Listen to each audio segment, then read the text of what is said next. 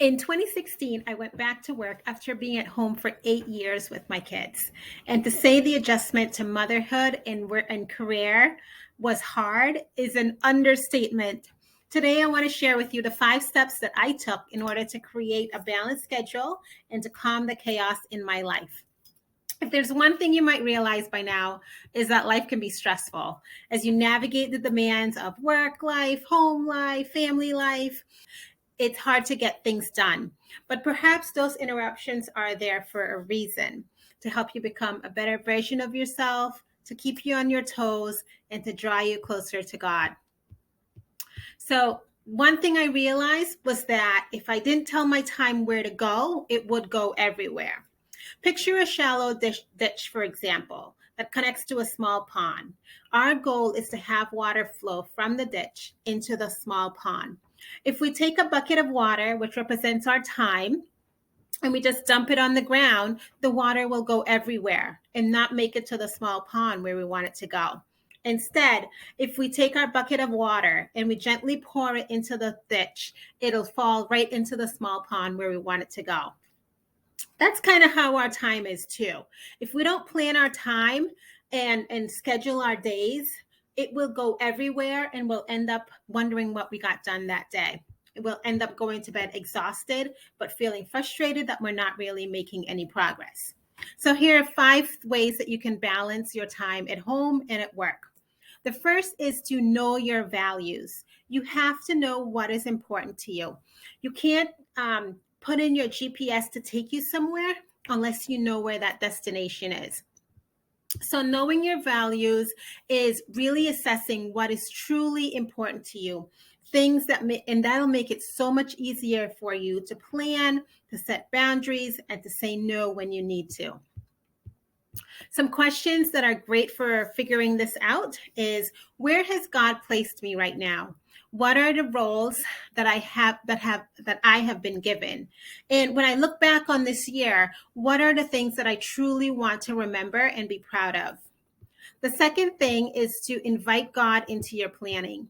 Many of us just rush in and make our to-do lists and not really do any self-reflection or prayer or invite God into our planning. Scripture tells us that God knows the plans he has for us, plans to prosper us and not to harm us, to give us peace in a future. And so I don't know about you, but I want to know what those plans are. So I try to really go and partner with God so that he can reveal those plans for me, so that I can incorporate them into my planning and make sure I'm focusing on the things that he wants me to focus on. The third thing is to prioritize. So now that we know the things that go on our to-do list, we've invited God into our planning. Now we got to know what we need to be focused on. Because as you make decisions throughout the day and you get presented with opportunities, your priorities will tell you which ones to accept and which one that it's okay to say no to without any guilt. The fourth thing is to create a schedule. You want to create a schedule that aligns with your priorities. So the things that go on your schedule, are the things that are important to you, the things that need to get done, and the things that will lead you towards the person that you want to be, towards the mom you want to be at home, and towards the professional you want to be at work. And lastly, you have to anticipate that you're going to get distracted. There's going to be interruptions, and there are going to be obstacles. So you have to put a plan in place so that when those moments come, you are prepared. And some options that have helped me is to allow for distraction.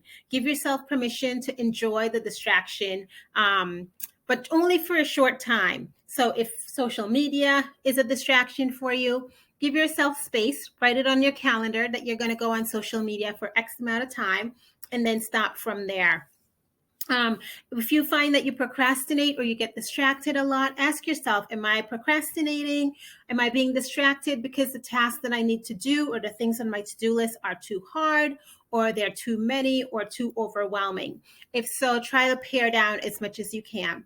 And lastly, get outside, go for a walk, do something different, play with your kids. maybe do some baking if you're into that, draw and art. Just do something that will kind of step you away from the task that you have to do so that you can do something fun. I enjoy just going outside and going for a quick walk, and I find that that changes my mood and help me to focus more.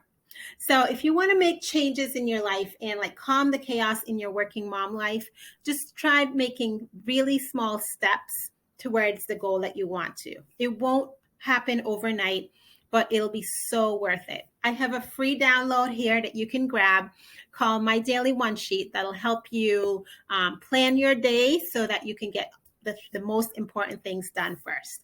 I will talk to you next time. Take care.